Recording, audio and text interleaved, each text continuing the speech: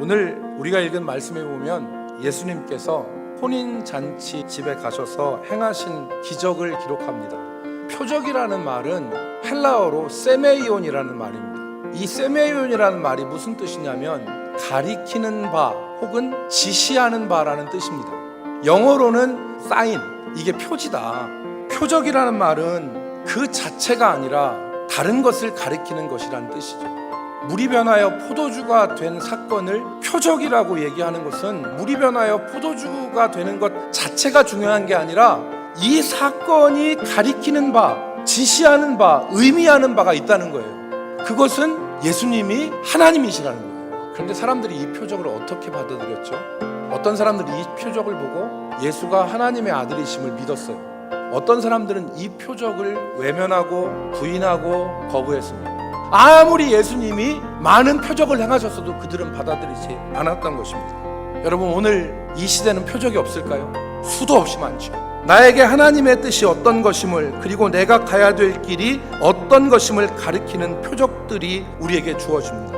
어떤 것은 돌이키라고 하는 표적이에요. 어떤 것은 그렇게 살지 말고 기도해라 라고 하는 표적으로 우리에게 주어지는 것이 있습니다. 믿음 생활에서 정말 중요한 것은 뭐냐면 예수님 당시의 바리새인들처럼 수많은 표적이 자신의 삶에 주어짐에도 불구하고 깨닫지 못하고 외면하고 거부하는 것이 아니라 자신에게 주어진 표적들을 통해서 하나님이 말씀하시는 것, 하나님이 원하시는 것을 깨닫는 것입니다. 몸이 보내오는 신호를 무시하면 큰 대가를 치르지 않습니까? 오늘 우리 삶에서 나타나는 현상들 가운데 하나님이 지시하시고 하나님이 가리키시는 바가 무엇인지를 깨달아 찾는 것이 믿음 생활의 키입니다.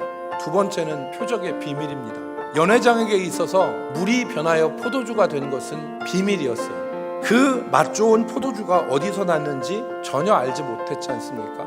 그러나 성경은 이 비밀을 아는 사람들이 있었다고 우리에게 말씀합니다. 바로 물떠온 하인들입니다. 이 물떠온 하인들은 예수님의 말씀에 순종한 사람들이죠. 예수님이 항아리에 물을 채워라 라고 하니까 그냥 채운 게 아니라 아구까지 물을 갖다 채웠어요.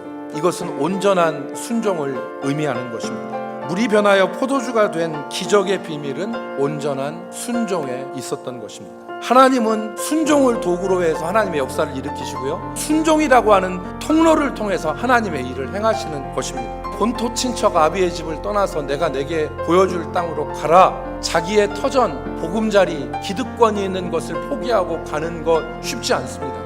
아람 제국의 군대 장관 나아만이라는 사람이 있었지 않습니까? 근데 이 사람이 몸에 나병으로 고통을 받았습니다. 그래서 이 나아만이 유다에 엘리사라고 하는 선지자가 있다는 소문을 듣고 아픈 몸을 이끌고 먼 길을 오지요. 요단강에 가서 7번 몸을 잠그라. 이 나아만이 요단강에 가서 7번 몸을 잠깁니다. 이 사람이 그 고통에서 벗어나 그 살이 회복되어 어린아이의 살과 같이 되었더라.